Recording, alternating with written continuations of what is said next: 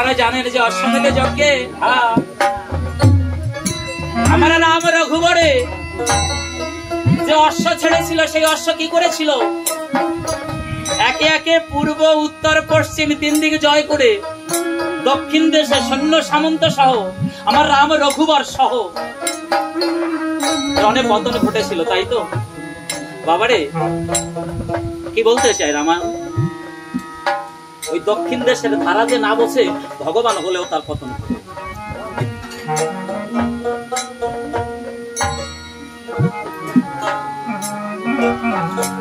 আজি ভক্ত জনের আদেশে মনেতে লভিনু আনন্দ,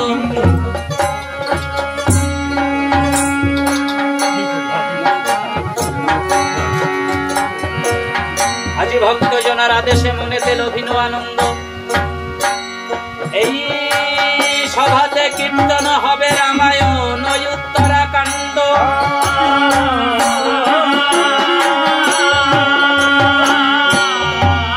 শুনি ভক্তজন আজ উত্তরাকাণ্ডে শ্রবণ করুন কিঞ্চিত রামায়ণ।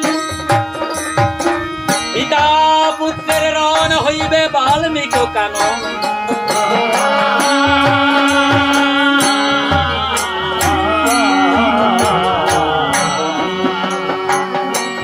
রাম নাম শ্রবণে পবিত্র চিত, মহামুনি বাল্মীকির সুরচিত। আজ রাম তত্ত্ব সুধায় শ্বশুর। রাবণকে করে নিপাত রাজ্য করেন রঘুনাথ, ক্রমে 70,000 বছর। হচ্ছে রাবণ বধের পরবর্তী ঘটনা। পঞ্চম মাসের গর্ভবতী আছে সীতা গুণবতী। আনন্দ অন্তরে অন্তপুরে লক্ষণ ভরত ভার্যা করে সীতার পরিচর্যা। মা জানকীর কেশ বিন্যাস করে। ভার্যা লক্ষণ ভরত ভার্যা করে সীতার পরিচর্যা। এই ভার্যা মানে কি? সহধর্মিনী। লক্ষণ এবং ভরতের সহধর্মিনী কে কে? উর্মিলা এবং শ্রুতকৃতি কি করছে? মা সীতার সেবা পূজন করছে। কেন করছে?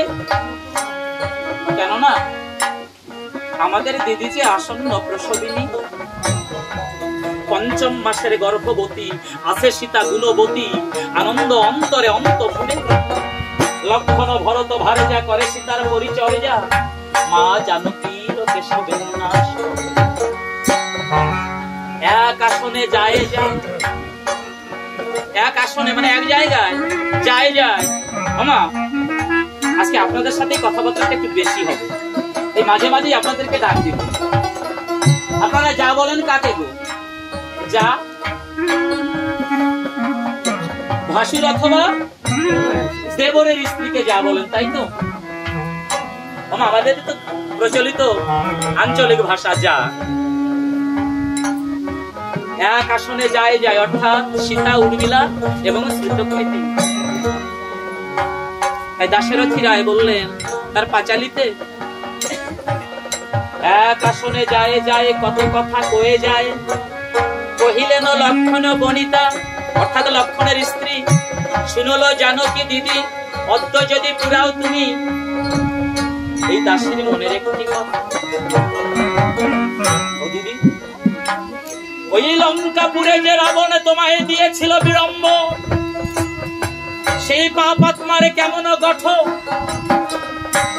দেখাও ঘুমে অঙ্ক পাতি, আমি মুন্ডে তার মারি নাথি।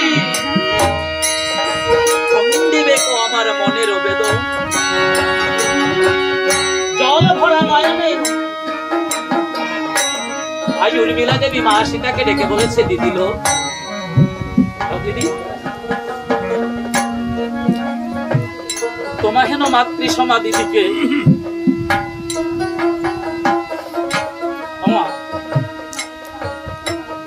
বড় দিদি না, বড় দিদি বড় যা, এ তো মায়েরই আর একটা রূপ। তোমা হেন মাতৃ সমা দিদিকে যে দুর্মতি দুরাত্মা নিপীড়ন করতে পারে, জ্বালা দিতে পারে, কষ্ট দিতে পারে। ও দিদি, ওই দুরাত্মা দুর্মতি রাবণ দেখতে কেমন ছিল? কেমন তার রূপ, কেমন তার অবয়ব, কেমন তার প্রতিকৃতি। একবার রাবণের চিত্রখানা মৃত্তিকা পরে অঙ্কন করে দেখাও, আমি তার মধ্যে একটা লাথি মেরে আমার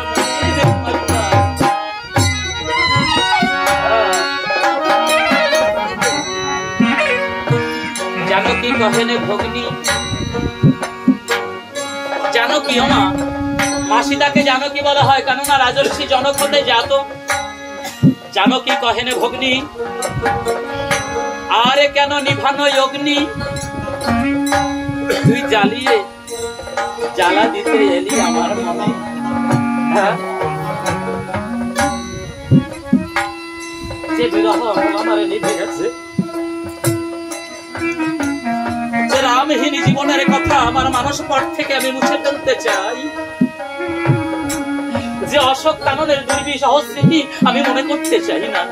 কেন কেন সেই বেদনা বিধুর দিনগুলোর কথা স্মরণ করিয়ে দিয়ে নিভানো অগ্নি জ্বালিয়ে আরবারে জ্বালা দিতে এলি আমার মনে। জানকী কহেনে ভগ্নী, আরে কেন নিভানো অগ্নি, তুই জ্বালিয়ে জ্বালা দিতে এলি আমার মনে। ওই দুরাশয় রাক্ষসপতি চাক্ষুষ ছিল না তার প্রতি, আমায় নিয়ে রেখেছিল সে অশোক বৃক্ষ বনে।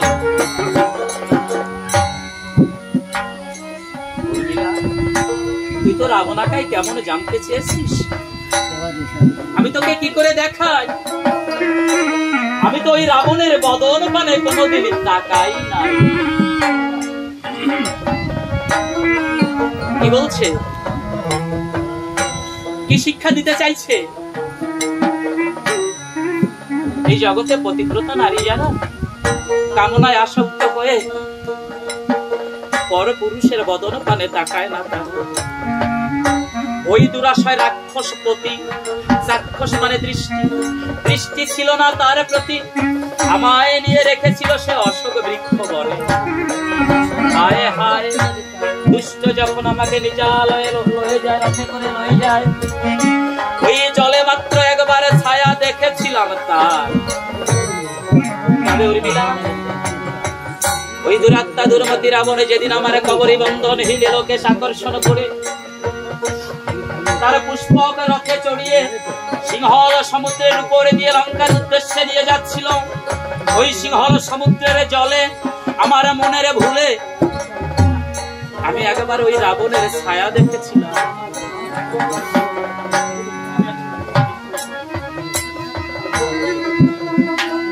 এই যে বড় কলঙ্ক। ও বাবা, বদন পানে তাকানো দূরে থাক, পর স্ত্রীর কথা মনে মনে ভাবাও যে পাপ। বদন পানে তাকানো পরে এই মনে মনে ভাবাও পাপ। কেননা মন যদি গড়ে যায় না, এই প্রকৃতির বাঁধনে আটকায় না। হায় হায়, এই যে বড় কলঙ্ক। এত বলি ভূমে অঙ্ক, একে দেখায় রাবণ আকার। 10 মুন্ড 20 লোচন, না করি অঙ্ক মোচন। সীতা রহিলেন ভূমেতে, দৈব নিদ্রা আকর্ষণ। আজ ধরাতে পেতে আসো, নিদ্রা যায় জনক দুহিতে।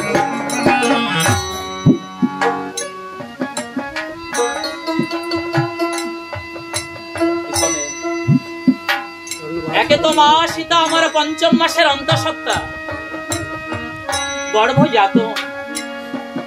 আরে দ্বিতীয়ত ওই অশোক কাননের দুর্বিষহ স্মৃতি। 2 কষ্টে মা কান্না করতে করতে কখন যে ওই রাবণের চিত্রের পাশে ধরা পড়ে আসন পেতে ঘুমিয়ে পড়েছে, মা সীতা নিজেও জানে না। দৈব নিদ্রা আকর্ষণ, ধরাতে পেতে আসো, আজ নিদ্রা যায় জনক দুহিতে। কিঞ্চিত কালের পরে জানকীর অন্তপুরে জানা রাম দয়াময়, দেখে সীতার পাশে মৃত্তিকায় আঁকা আছে রাবণ আকার। দেখে প্রভু জ্বলিলেন হিয়া, হয় না ক্রোধ সংবরণ। নব ঘন শ্যামবরণ ঘন ঘন বহিছে নিঃশ্বাস। কে বলে সীতা পতিব্রতা, এ কথা ভাবেন বৃথায় আমার যায় যায় জানকী অভিলাষ। লক্ষণ লক্ষণ লক্ষণ লক্ষণ, ওই সীতা তো আমার নয়, এখনই দাও সীতাকে বলবান।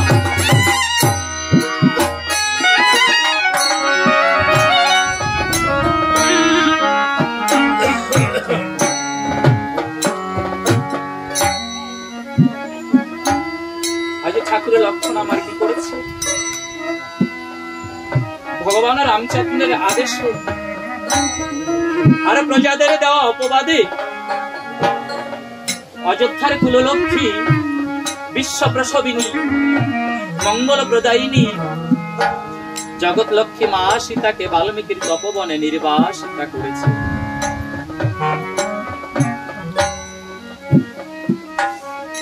সীতাহীন অযোধ্যা কেমন?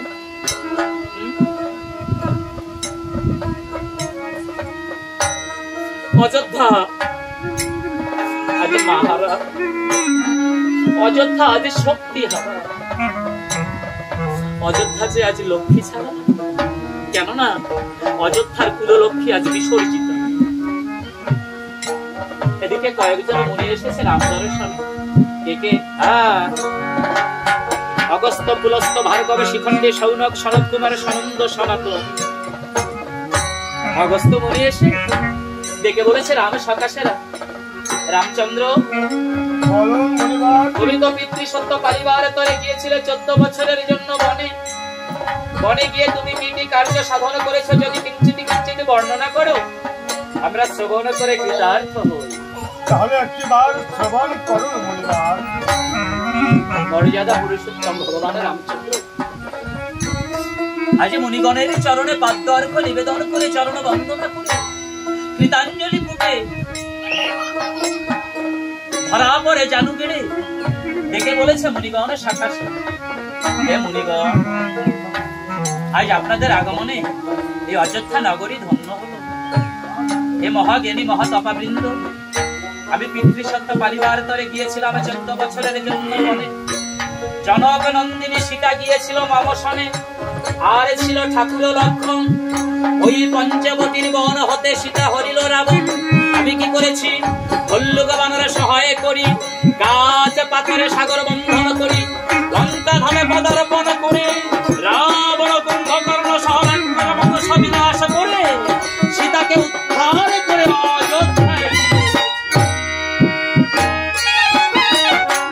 এবার মুনিগণ ডেকে কয়ে, তবে রাম দয়াময়, তোমার তো তাহলে ব্রহ্ম হত্যার পাপ।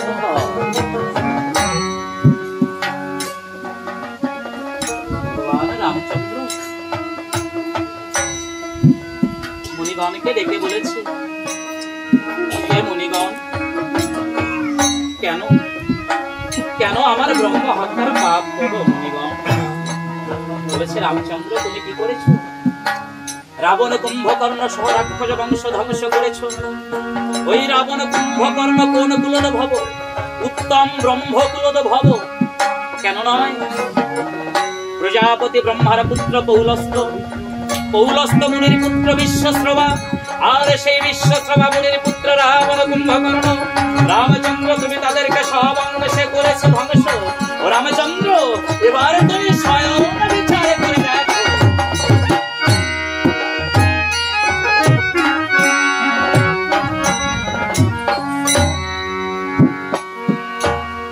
ভগবান রামচন্দ্র অন্তরে চিন্তা করে দেখে, তাই বিচার না করে তো উপায় নাই। কেন না? আমি আসিয়াছি নররূপে ধরণীতে, যদি না চলি নরনীতে ধর্মপথ নরে নাহি মানে। তাই রামচন্দ্র আজ মুনিগণকে ডেকে বলেছে, হে মুনিগণ, তবে তো আমার ব্রহ্ম হত্যার পাপ হয়েছে, তাই না? কৃপা করে আপনারা বলুন, আমি কি করলে এই ব্রহ্ম হত্যার পাপ হতে নিষ্কৃতি পেতে পারি? হে বাপ, এই ব্রহ্ম হত্যা পাপ থেকে নিষ্কৃতি পেতে হলে তোমার একটি রাষ্ট্র যজ্ঞ করতে হবে। যজ্ঞ করতে কিসের প্রয়োজন হবে মুনিবর? এই রাষ্ট্র যজ্ঞ করতে এই পৃথিবীর সর্বশ্রেষ্ঠ রাজা যিনি, তাহার মুন্ড দর্পণ করে এই যজ্ঞে আহুতি দিতে হবে।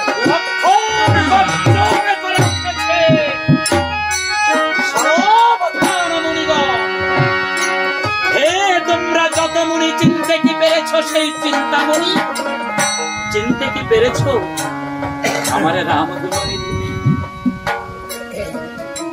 এই অবনী মণ্ডলে আমার দাদা রামচন্দ্র হতে আর শ্রেষ্ঠ রাজন কে আছে?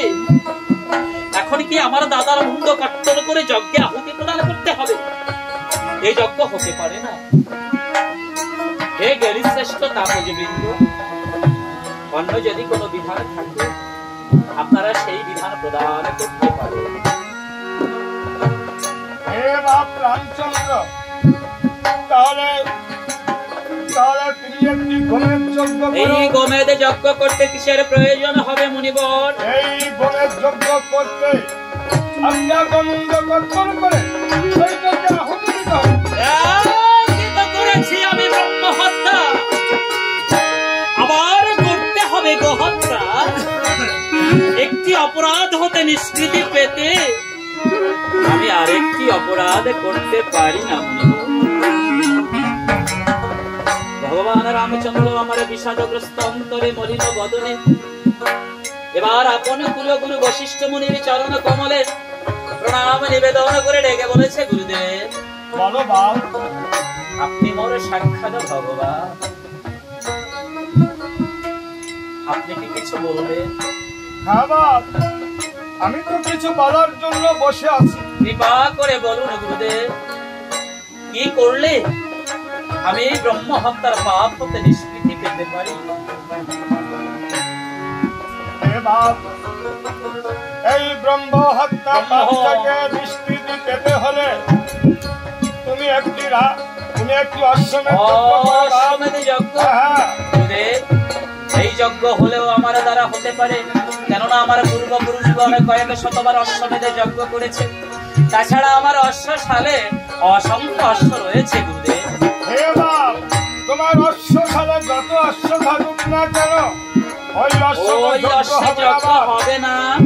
তবে এই যজ্ঞের তরে কোন অশ্বের প্রয়োজন হবে গুরুদেব? এই যজ্ঞের তরে একটি অষ্টবর্ণের অশ্ব আমি কোথায় পাবো?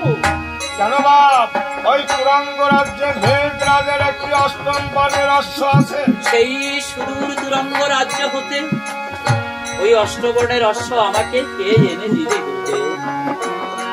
কেন বাপ, বিপদ কান্ডারী বীর শ্রেষ্ঠ পবন পুত্র হনুমান দেবে।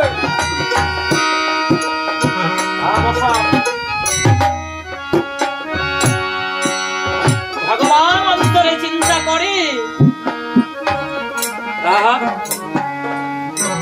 আমার আর ভয় কিসে?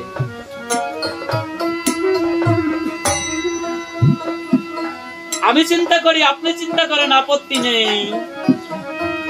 যিনি বিপদ ভঞ্জন মধুসূদন আমার রাম রাজীব লোচন, বিপদ তারণে বিপদ হরণে বিপদ কারণ, অন্তরে করেছে চিন্তন আমার আর ভয় কিসে? আমার তো বিপদ কান্ডারি আছে।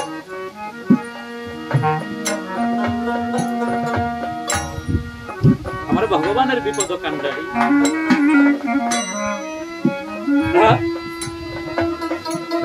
আমার ভগবানের বিপদ কান্ডারি কারা গো? আমার ভগবানকে ভালোবাসে যারা।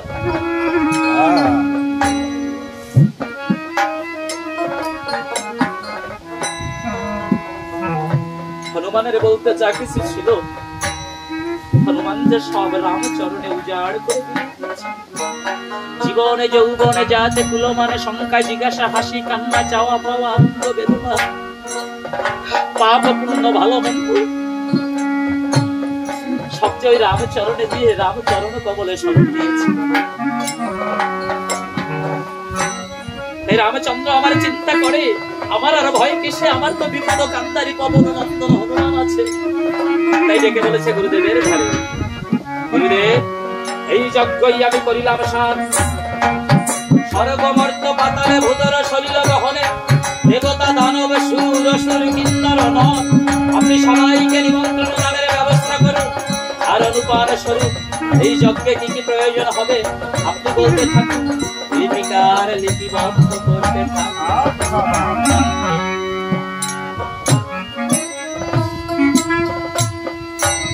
গাধীর নন্দন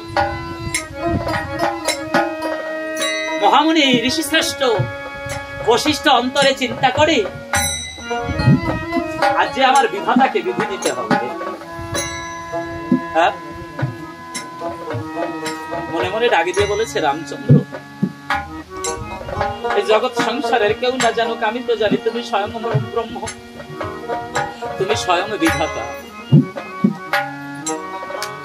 তথাপি সবই তো তোমার লীলা, সবই তো তোমার কৃপা।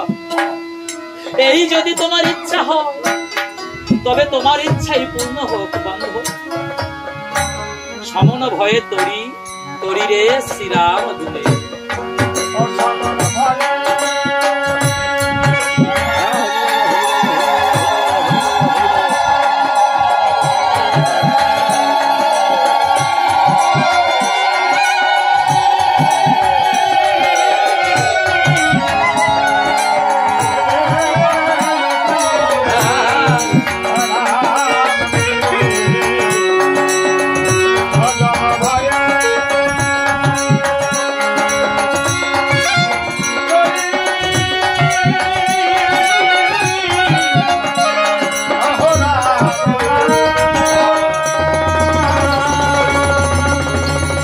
ভালো ভালো জানকি না ভালো তব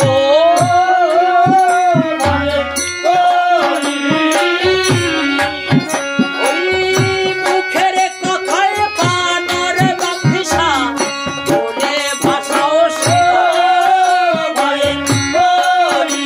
আর ভালো ভালো জানকি না ভালো তব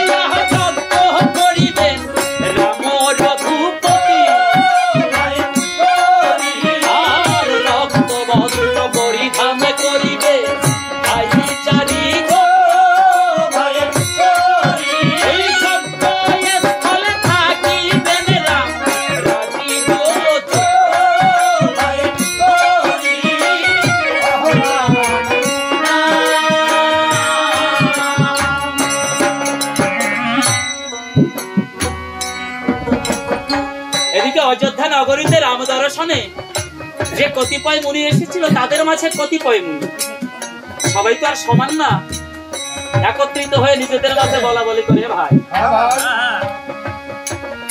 ওই রামচন্দ্রের ব্রহ্ম হত্যার পাপ হয়েছে না, এই পাপ নির্ণয় করলো কারা? এবং রামচন্দ্র কি করলে এই ব্রহ্ম হত্যার পাপ হতে নিষ্কৃতি পাবে সেই বিধি প্রদান করলো কারা? কিন্তু আমাদের বিধি তার বিধি মেনেছে, আপন কুলগুরু বশিষ্ঠ মুনির বিধি মেনেছে। আমাদের বিধি যেহেতু মানেনি, এটা কিন্তু এই মুনি সমাজে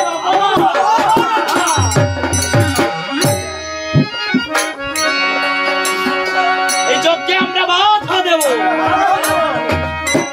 বাবারে মাতুক বরে যদি মাতুক বরি দেওয়া না হয় সেই বাড়ি বৈষ্ণব সেবা ভালো হয় নাকি? কি কন আপনারা? রাগ করবেন না বাবা, এটাই আমাদের সমাজের বাস্তব চিত্র। সমাজের যে জায়গায় ক্যান্সার হয়েছে, পেপিলোমা ভাইরাসে যেখানে যেখানে আক্রমণ করেছে, যদি তুলে না ধরতে পারেন কোনোদিন কিওর করা যাবে না, সমাধান আসবে না। তুলে ধরতে হবে, যতই কষ্ট পাই অন্তর। কতিপয় মুনি স্বার্থে ব্যাঘাত পড়েছে, রামচন্দ্রের কাছে গিয়ে ডেকে বলেছে, রামচন্দ্র এই যজ্ঞে তোমার অধিকার নেই, কেননা এই যজ্ঞ তোমার দ্বারা হতে পারে না। ভগবান রামচন্দ্র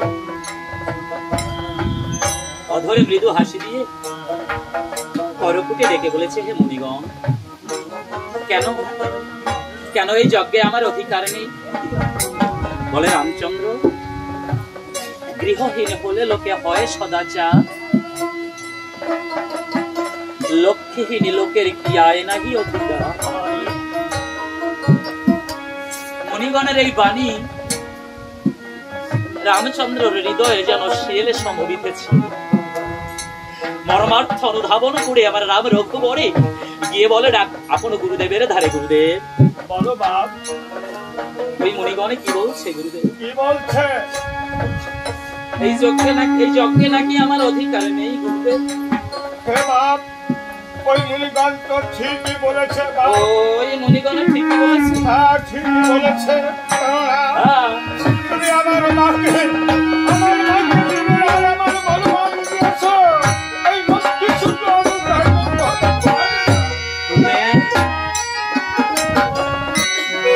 ওই চন্দ্রমুখী সীতাকে হারা হয়ে তাদের সিদ্ধ কিরণে আমার ভালো লাগে না। গুরুদেব উপরে চুপুরি বেদনা দিবেন না। আপনি মোর সাক্ষাৎ ভগবান, আপনি বিধি প্রদান করলেন, আর সেই বিধি পূর্ণ হবে না। গুরুদেব হবে বাপ, হবে। বিধির বিধান আছে। কেননা তুমি দেব শিল্প বিশ্বকর্মাকে ডাকি একটা স্বর্ণ সীতা নির্মাণ করে বাম ভাগে বসিয়ে তুমি যজ্ঞ শুরু করো, তোমার যজ্ঞ পূর্ণ হবে। আর ওই মুনিগণদের ডেকে বলো, যজ্ঞ অন্তে তোমাদের মন মতো বিদায় করা হবে।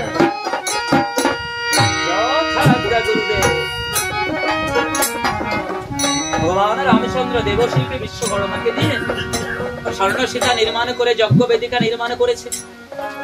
তাকিয়ে দেখতে পান মুনিগণ অনেক দূরে চলে যায়। তাই পিছন থেকে আমার রাম রঘুবরে ডেকে কয়, মুনিগণ, মুনিগণ আপনারা আসুন,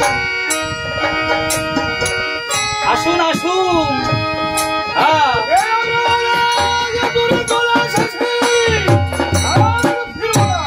আসুন, আসুন। যজ্ঞ অন্তে আপনাদেরকে মন মতো বিদায় করা হবে। মুনিগণ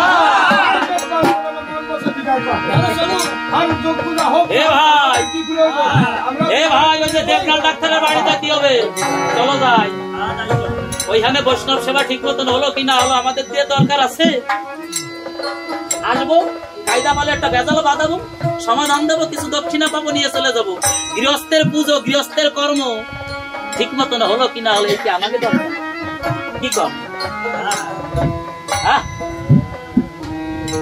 আছে নাকি কোনো দরকার? বাবারে, এই কথা যারা অন্তরে পোষণ করে বা হৃদয়ে ব্যক্ত করে, হৃদয়ের এই ভাব যারা ব্যক্ত করে, আমি বলি আপনার দিকের ধারে তারা ব্রাহ্মণ হয় কেমন করে?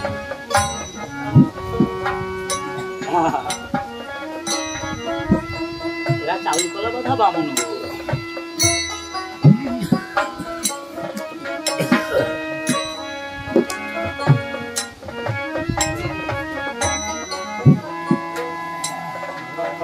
আমি নিন্দা করবো না। প্রকৃত ব্রাহ্মণ যিনি, তার চরণ কমলে আমার প্রণতি জানাই। ব্রাহ্মণ কারে কয় গো? জন্মে জায়তে সূত্র সংস্কারাৎ তেজচ্যতে বেদ পঠিত ভবত বিপ্র ব্রহ্ম জানতে সব্রহ্ম। জন্ম মাত্র সূত্র, সূত্র মানে কি? অজ্ঞান। আচ্ছা বাবা, হাত তুলে উত্তর দিবেন। যেদিন মাতৃ জঠর হতে আমরা জন্মগ্রহণ করেছি, পৃথিবীতে ভূমিষ্ঠ হয়েছি, সেদিনের কথা কার কার মনে আছে? একটু হাত জাগাবেন। যেদিন মাতৃ জঠর হতে ভূমিষ্ঠ হয়েছি, ওই দিনের কথা কার কার মনে আছে? হাত তুলবেন। যদি বা আপনাদের মাঝে কারো মনে আছে, সে তো আর ধরা দিবে না। আত্মদর্শী মহাপুরুষ না হলে তো ওই দিনের সংবাদ বলতে বলবে। তবে এবার আমার দ্বিতীয় প্রশ্ন, কেন মনে নেই? এত কিছু আমাদের স্মৃতির পাতায়, স্মৃতির ডায়েরিতে জমা পড়েছে, কিন্তু যেদিন আমি নামক একটা বস্তুর আগমন ঘটে এই পৃথিবীতে, সেদিনের কথাটা কেন আমার মনে নেই? কেননা সেদিন আমি ছিলাম অজ্ঞান, তাই আমাকে সেদিন অজ্ঞান বলা হয়েছিল, সূত্র বলা হচ্ছিল। সংস্কার, দশবিধ সংস্কার যখন পায়, তখন তার যখন বেদ বেদান্তের জ্ঞান অর্জন করে, সামাজিক জ্ঞান অর্জন করে, প্রাতিষ্ঠানিক জ্ঞান অর্জন করে, মানবিক জ্ঞান অর্জন করে, ধর্মীয় জ্ঞান অর্জন করে, তখন তাকে জগতে বিপ্র বলে। আর এই তিনটে স্তরের সাথে যখন জ্ঞান, বিবেক, ভক্তি, বৈরাগ্যের সংমিশ্রণ হয়, এই সংমিশ্রণের ফলে যদি কেউ সেই পরম ব্রহ্মকে জানে, এই জগতের বুকে প্রকৃত প্রাপ্ত হবে বলে তারে।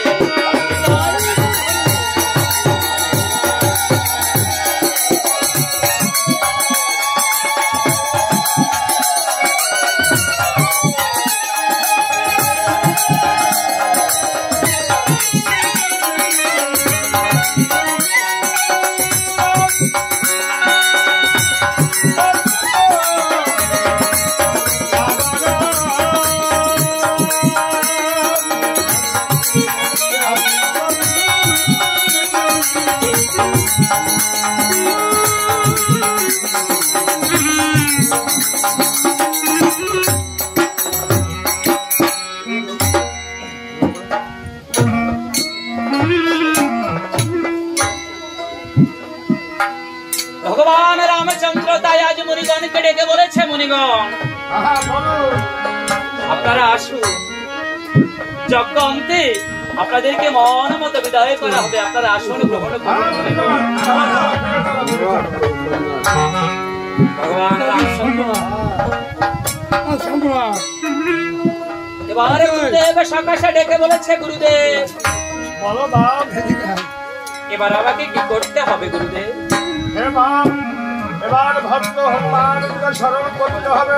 তবে আপনি কিয়ৎক্ষণ অপেক্ষা করুন, আমি হনুমানকে স্মরণ করছি।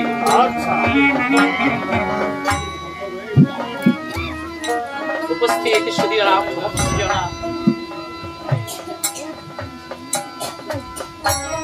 এই জগতে যদি কোন শিষ্য তার গুরুকে স্মরণ করে, এই বিশ্ব সংসারে যদি কোন শিষ্য তার গুরুদেবকে স্মরণ করে, তিনি যদি সদ্গুরু হন, তিনি কিন্তু জানতে পারে আমার ওই শিষ্য আমাকে স্মরণ করেছে। অর্থাৎ শিষ্য স্মরণ করলে গুরুদেব জানে,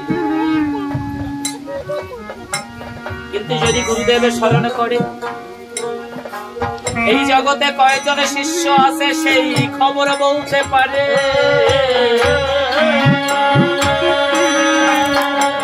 তবে পারে গো, কারা পারে?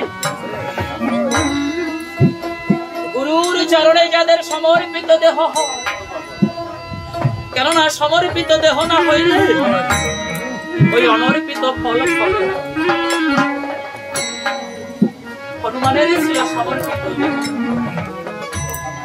হনুমান কোথায়? কিষ্কিন্ধায় কদলী বনে আমার রাম রাজীব লোচনে অযোধ্যা নগরীতে। আজ অযোধ্যা হতে আমার রাম রঘুবরে মনে মনে ডাকে দিয়ে বলেছে, কোথায় বিপদ কান্ডারি হনুমান, একবার দেখা দে বাবা।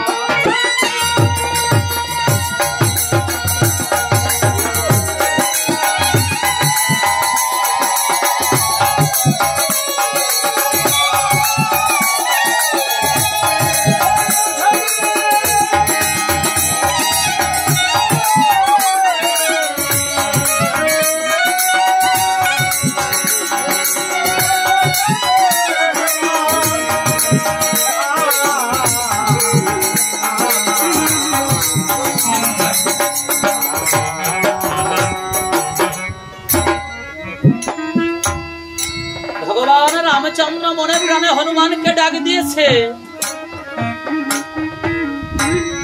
ভক্তের আসনে চলেছে। হনুমানের কোথায় কদলি বনে শ্রবণ করিয়া শ্রবণে শ্রীনাথ রামের যজ্ঞ বার্তা। আজি সব দুঃখ বিস্মরণ, ওই বিশ্বরূপকে করিয়া স্মরণ, শরণ লইতে করিয়াছে যাত্রা।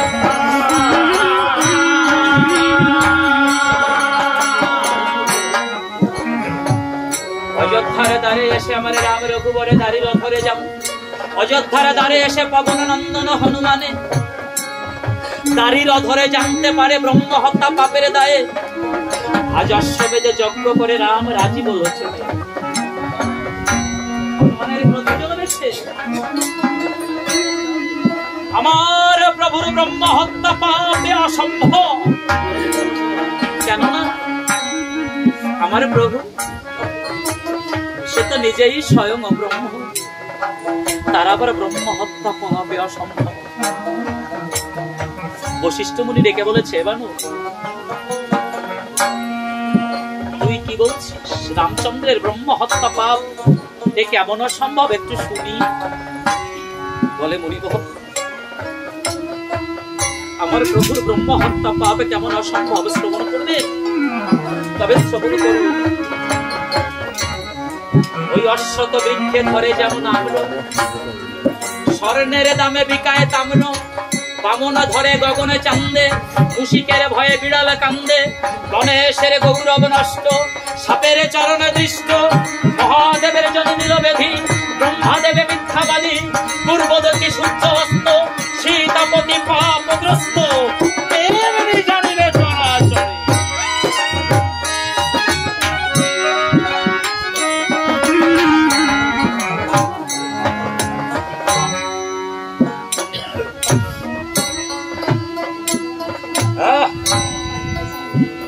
ব্রাহ্মণ হইলে নীরব। হনুমানের ওই রুদ্রমূর্তি দর্শন করে কেউ কোনো কথা বলছে না। হনুমান তাকিয়ে দেখতে পায় যজ্ঞ বেদিকার পরে যুগল আসনে রাম সীতা বসে।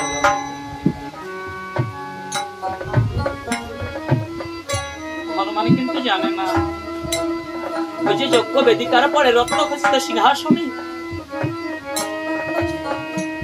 যে সীতা বসা আছে সেটা তার মা না, নিথর নিস্তব্ধ প্রাণহীন ধাতব প্রতিকৃতি মাত্র। প্রেমে পুলকিত বক্ষ, ঘন ঘন সজলাক্ষ।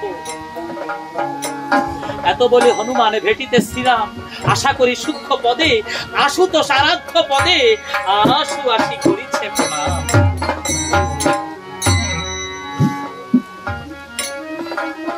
আপনারা যারা সুধীজন আপনাদের আছে জানা, রাম সীতা যুগল আসনে বসা থাকতে পবন নন্দন হনুমানে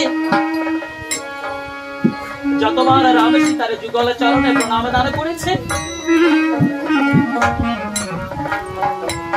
যতক্ষণ মা সীতা হনুমানের শিরে করদান না করত, হনুমান মাথা ভূমিষ্ঠ হয়ে উপাদিত হয়ে পড়ে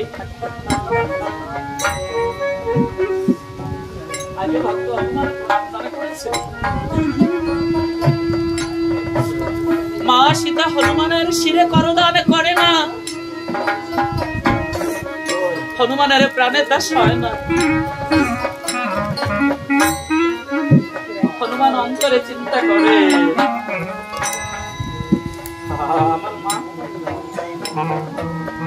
আমার মা তো এমন কখনো করে না, আমার মা তো এমন কখনো করে না। তবে কি আমার কথায় আমার মা ভুলে গেছে?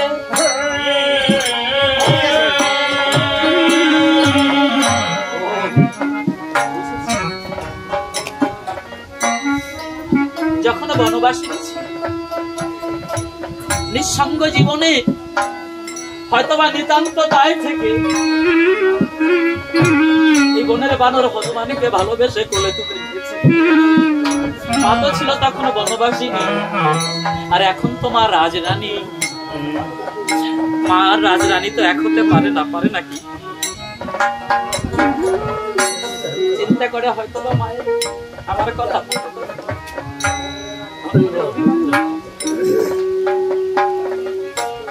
চিন্তা করে মা আমার শিরে করদান করে নাই, তাতে কি হয়েছে?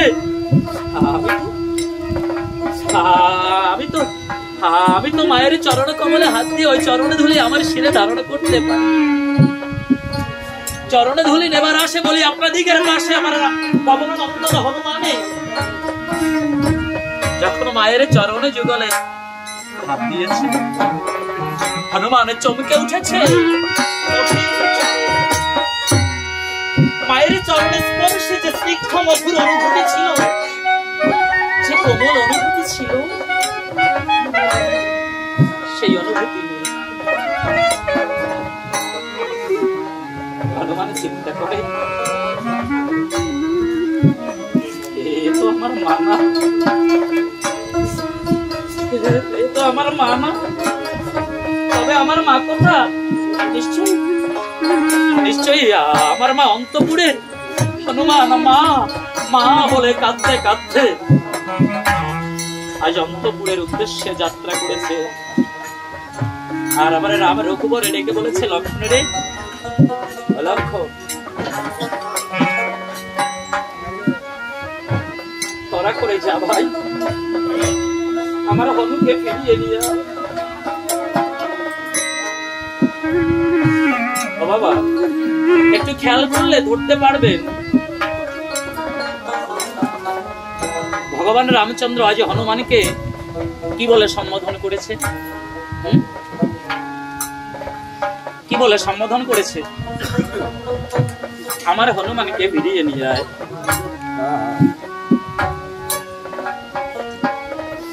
ওই বনের পশু হনুমান এই জগৎ সংসারকে দেখিয়েছে কেমন করে ইষ্টের সেবা করলে তার হওয়া যায়, কেমন করে উপাস্যের সেবা পূজন করলে তার হওয়া যায়।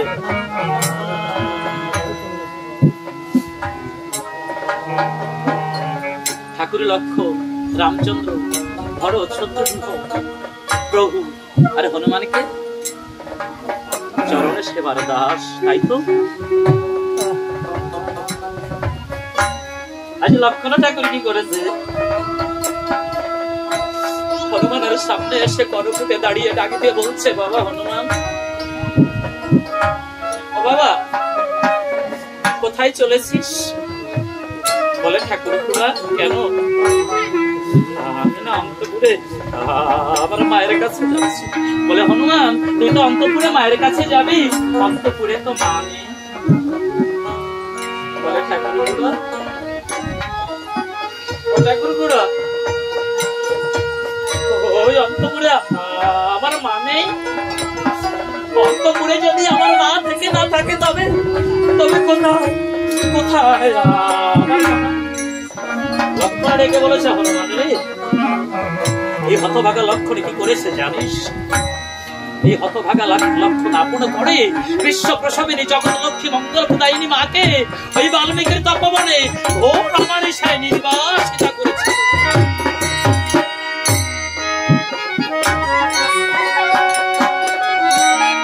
হনুমান ধরা পড়ে জানু গেড়ে অশ্রু বিজড়িত কণ্ঠে ডেকে বলেছে, ঠাকুর খুড়া, ও ঠাকুর খুড়া, তুমি কি আমাকে বলতে পারো আমার মা কোন অপরাধে অপরাধিনী? আমার মা আমার প্রভুর চরণে কি এমন অন্যায় করেছে যে অপরাধে অপরাধিনী করে আমার প্রভু আমার মাকে তার চরণে সেবা হতে বঞ্চিতা করেছে? লক্ষ্মণ ডেকে বলেছে, হনুমানের কি বলবো তোর ধারে, ন্যায় অন্যায় বোধ আমার মাঝেও কাজ করে, কিন্তু আমি বিচার করতে পারিনি। কেন পারিনি জানিস? কেননা আমি যে রামের লক্ষ্য,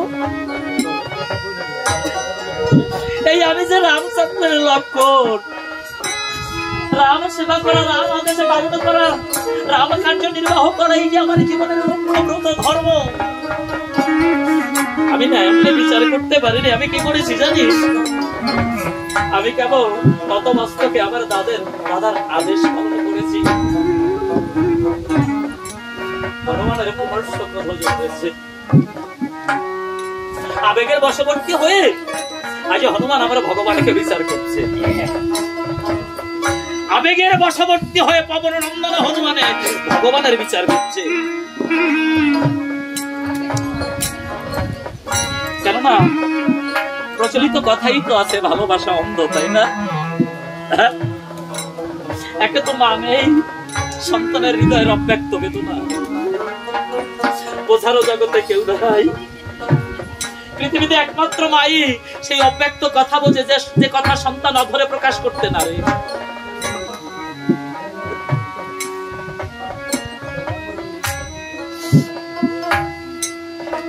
হনুমানের প্রেমে পুলকিত বক্ষ, ঘন ঘন সজলাক্ষ, সজল জলদের উপহেরি কৃতাঞ্জলি বিদ্যমানে ডেকে কহিলেন, ভগবান নিবেদন করি, ও প্রভু হে তোমারে কেমন যোগ্য, তুমি কি মানুষে করো যোগ্য?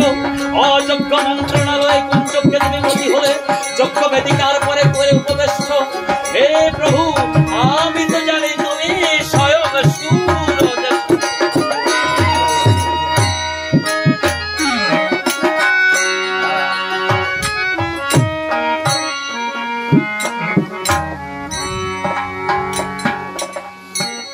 ভগবান রামচন্দ্রের প্রতি হনুমানের অভিমান জন্মেছে বটে, এটা আমাদেরও জন্মে। যখন ছোট ছিলাম খেলার মাঠে যেতাম, মা কি করতো, ধরে এনে পড়ার টেবিলে বসিয়ে দিত। অভিমান হতো, আজকে খাবো না।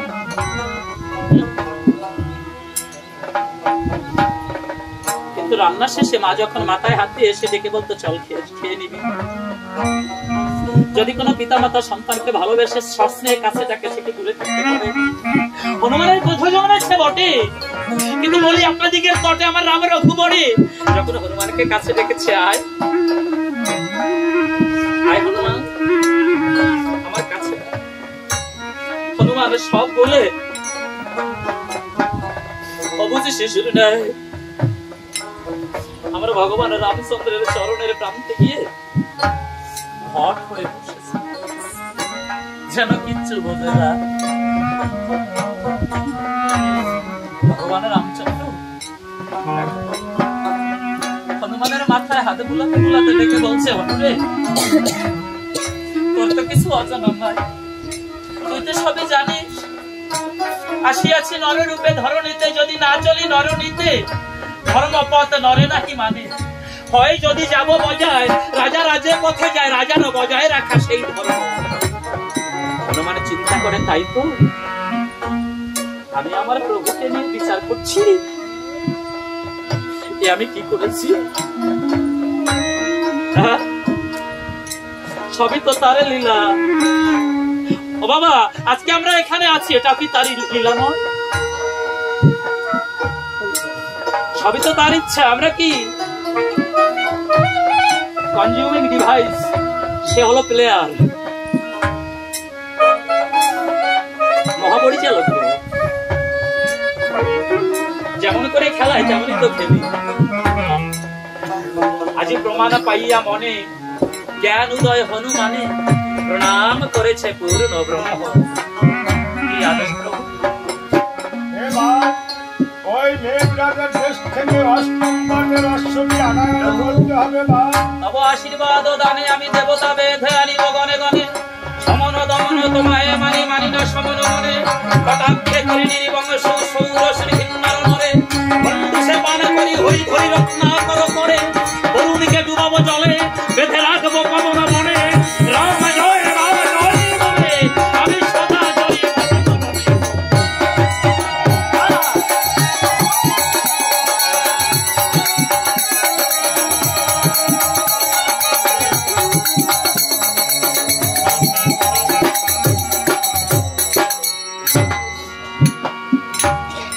চরণে ধুলে শিরে তুলি, আজ পবন নন্দন হনুমানে যাত্রা করেছে।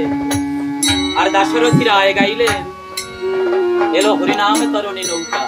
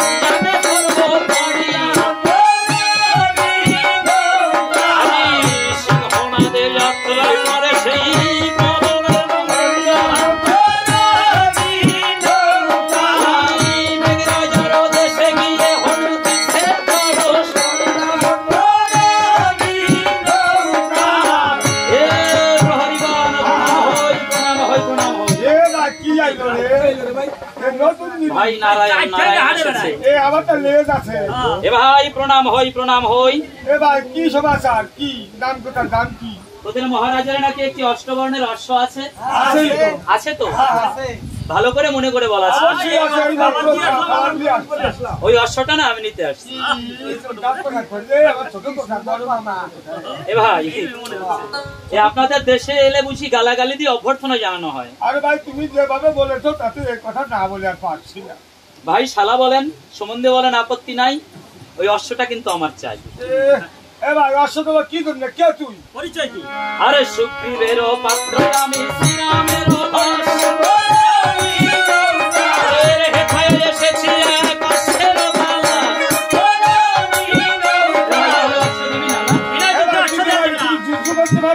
যুদ্ধ করতে হবে। হনুমান মনে মনে ডেকে বলে রাম রঘু বলে ও প্রভু করপুটে কি তোমার কাজ কোনোদিন সাধন হবে না? সারা জীবন কি কর গোল করা লাগবে? আর প্রথম হে গালাগালি দ্বিতীয় হে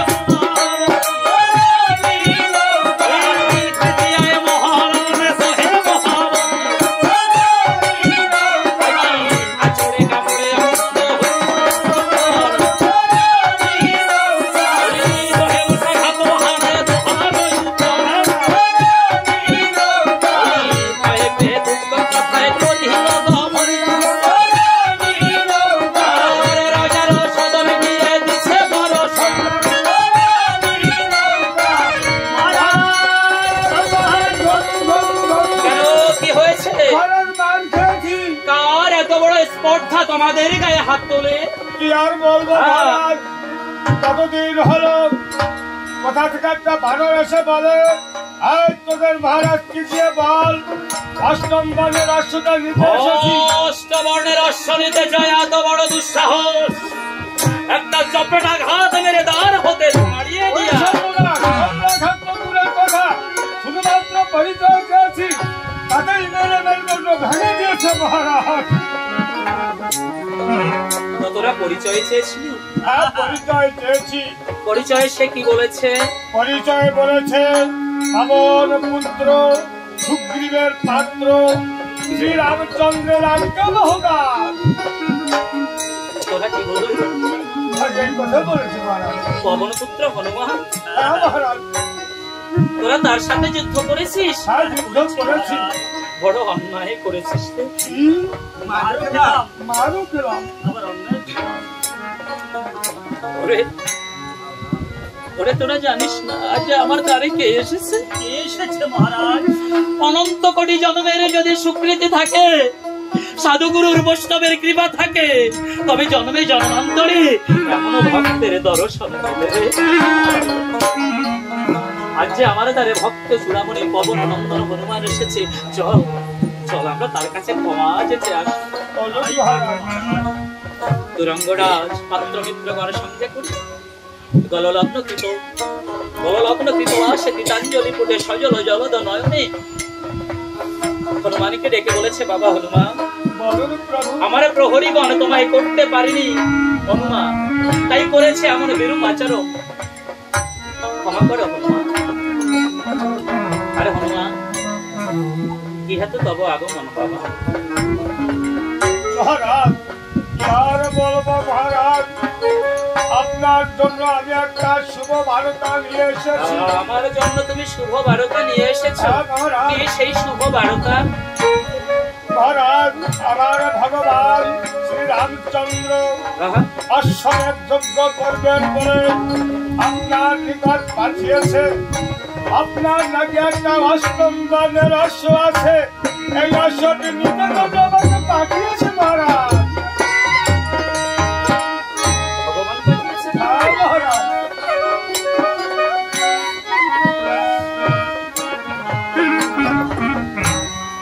আজ মহারাজের নয়ন সরোবরে শ্রাবণের ধারা নেমেছে। হনুমানকে ডেকে বলছে, হনুরে, এতদিন পরে বুঝি আমার ভগবান আমাকে ডেকেছে, আমার কথা বুঝি তার মনে পড়েছে। কত সৌভাগ্য আমার, আজ যে আমার ডাক এসেছে, অনন্তকালের ডাক, মহাকালের ডাক, ভগবানের ডাক। ওমা, আমার ভগবান যাকে স্মরণ করে বলুন দেখি, আমার ধারে তার মতো ভাগ্যবান কে আছে চরাচরে? কে আছে ভাগ্যবতী তার মতো?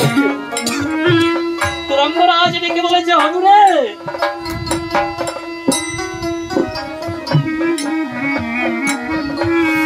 নিয়ে যা।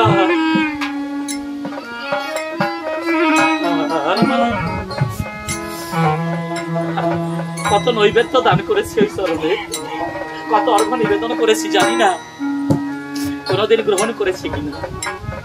আজ যে আমার কাছে চেয়ে পাঠিয়েছে, ভগবান যেচে পাঠিয়েছে।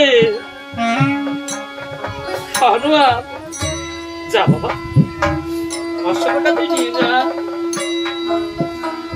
আমার প্রভুকে বলিস, যেদিন আমার দেহ কাছা থেকে আমার প্রাণ পাখি ফাঁকি দিয়ে ওই বৈতরণীর ঘাটে গিয়ে দাঁড়াবে, সেদিনই যেন রাম রঘুবরে আপন হাতে কান্তার ধরে কান্তারি ছেদে তার চরণে পার করে দিও।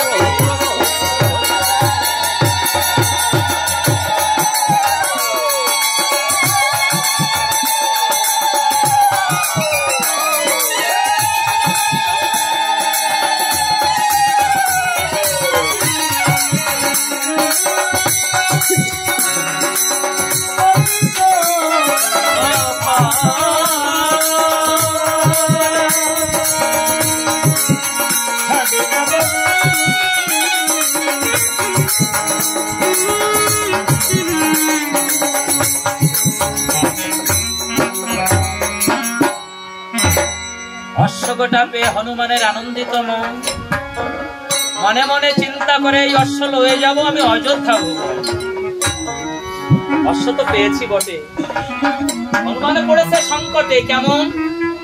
আমি তো বনের পশু, অশ্ব কি করে চালনা করতে হয় আমি তো জানি না।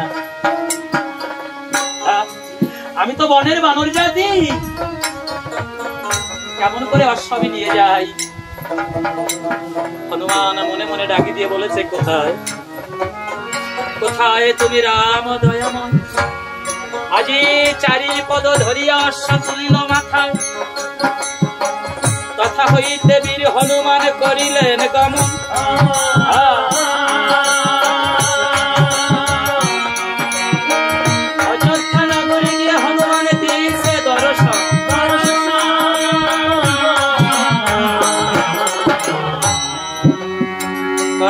আসনে রামচন্দ্র মহাবলী, হেমকূট হৈম শিরে যথা সিংহবর তেজপুঞ্জ, শত শত পাত্র মিত্র আদি সভাসদ নত ভাবে বসে চারিদিকে। ভূতল অতুল সভা স্ফটিকে গঠিত, তাহে সবে রত্নরাজ মানস সরসে, সরস কমল কুল বিকশিত যথা, শ্বেত রক্ত নীল পীত স্তম্ভ সারি সারি। এহেন সভায় যজ্ঞ বেদিকার পরে রত্ন খচিত সিংহাসনে আমার রাম রঘুবরে অশ্ব কি করেছে?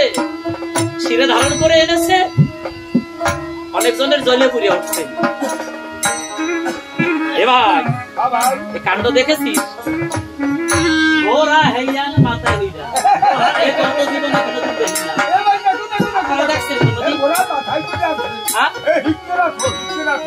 মানে মাঝে মাঝে কি করে জানেন, আন্ডার প্যান্ট নদীর উপর দিয়ে পড়ে। আবার কেউ কেউ বলছে ও যে বনের পশু, ও অশ্বের মর্ম কি বোঝে? বাক্য মানে ব্যথা দিচ্ছে হনুমানকে, কিন্তু অটল হনুমান যে এক লক্ষ্যে থাকে। বাক্যবান কেন? তাকে ব্রহ্মাস্ত্র মারলেও সে কি লক্ষ্যচ্যুত হবে কখনো?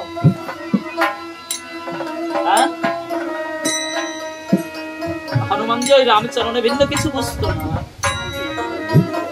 তথাপি পাত্র মিত্রগণকে ডেকে বলেছে, ওরে তোরা না অবুঝ, তোরা বুঝিস না। এই যে ভগবানের রামচন্দ্রের আদেশে, ভগবানের রামচন্দ্রের আদেশে অশ্বগোটা আনিত হয়েছে, এটা কি আমার কর্ম? এটা যে আমার গুরু কর্ম, এটা যে আমার গুরু কর্ম। তোরা কি জানিস না গুরু কর্ম শিরে ধারণ করে করতে হয়? অন্তরে যাবি। ভগবান আমার হনুমানকে ডেকে বলেছে, হনুমান বড্ড ক্ষুধা পেয়েছে না বাবা? তবে চলে যাও কদলী বনে, পেট পুড়ে খেয়ে নাও। ভগবান যেতে যেতে মনে মনে ভগবান রামচন্দ্রকে ডাক দিয়ে বলেছে, প্রভু যদি তুমি আমাকে যেতে নাও বলতে, এই হনুমান অযোধ্যায় থাকতো না। কেননা যেখানে সন্তানের মা থাকে না, সেখানে সন্তানের বেদনা কেউ বসে না। সেখানে যে সন্তানের বান্ধবে থাকে না, দরদি থাকে না, এই মাহিন অযোধ্যায় সবাই থাকতে পারে, কিন্তু এই বোনের বাড়ুর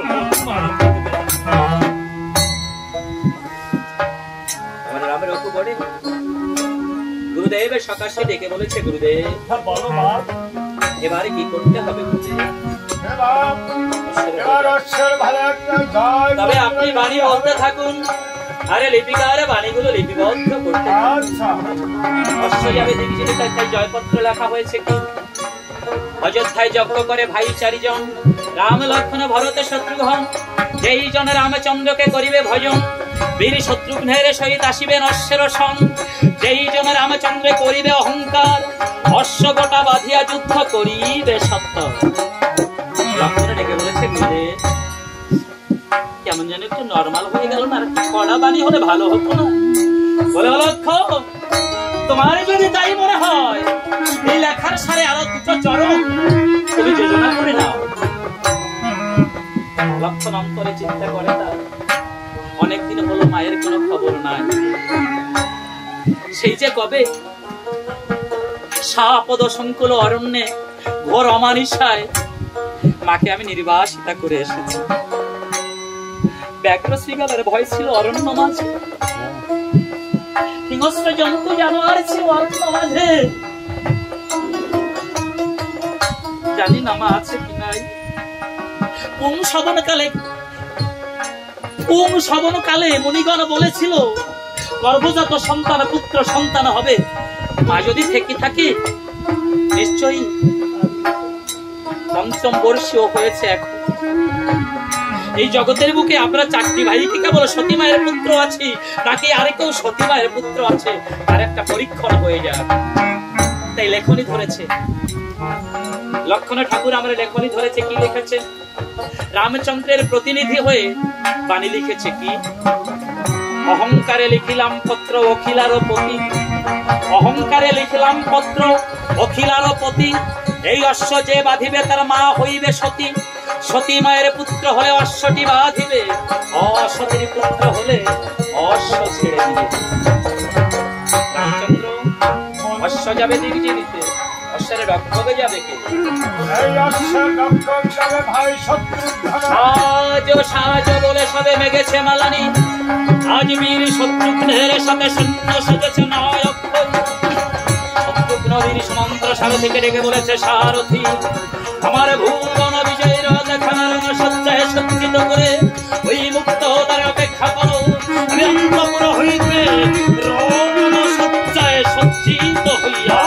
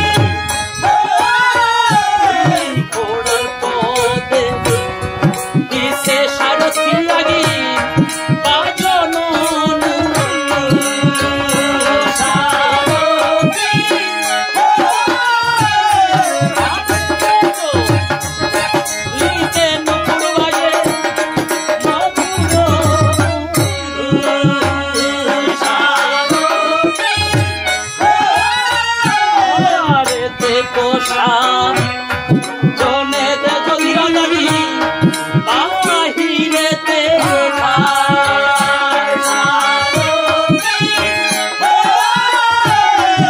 অযোধ্যা ভুবন হতে যেন রাজারি উড়ে যেতে চায়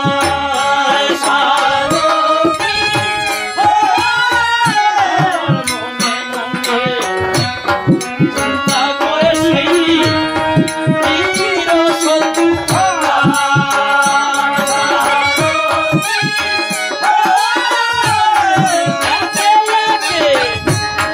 আমাদের সজ্জারে রাজি চলিছে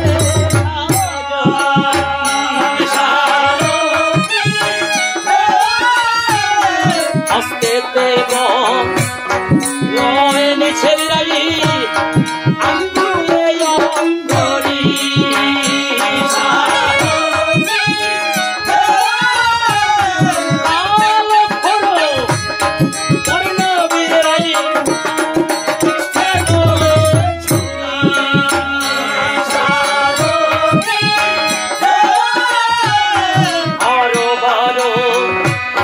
চিন্তা করে সেই বীর শত্রু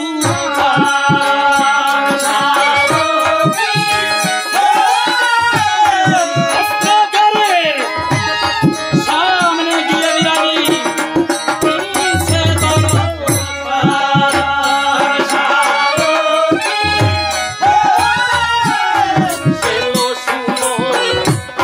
ছাটা ছাটি ওই ভূষণ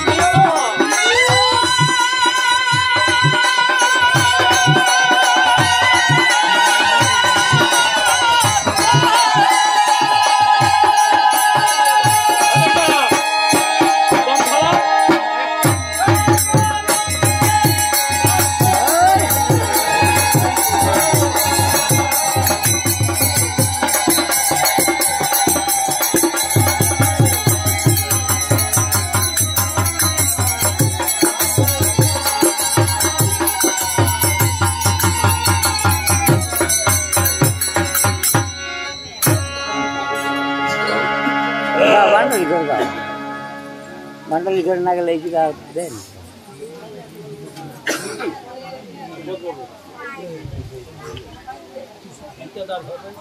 উপস্থিত রাম ভক্তবৃন্দ, আসলে আমি প্রথমেই বলেছিলাম যে ভাটির কাছ থেকে আমরা গভীরের কিছু তথ্য শুনবো।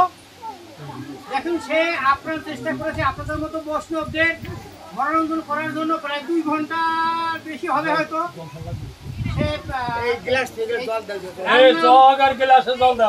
আপনাদের দান করেছে, এখন ওর একটু বিশ্রামের প্রয়োজন, কিন্তু পার্থ বিশ্রাম নিলেও আমরা বিশ্রাম নিতে পারতেছি না, যেহেতু আবহাওয়া খারাপ। আর একদিকে আমাদের অনেক কাজ বাকি আছে। বিভিন্ন এলাকা থেকে গণ্যমান্য ব্যক্তিগণ আসছে, ওনাদের 2-1টি কথা আমরা শুনবো। আর সবচেয়ে বড় কথা হলো আপনাদের মতো বৈষ্ণবদের কিছু গীতা দান করা হবে। আমরা চাচ্ছি যে এই ফাঁকে ভারী পার্থ যেখানে রেস্ট নিলেই থাকে, আপনাদের মতো বৈষ্ণবদের হাতে যদি আমরা গীতা পৌঁছে দিতে পারি, যদি আপনাদের অনুমতি হয়, তাহলে আমরা এই ফাঁকে এই গীতাগুলো আপনাদের দান করতে পারি। যদি আপনারা সবাই মিলে তার আগে তুমি দুইটা কথা বলবো। দাদা বস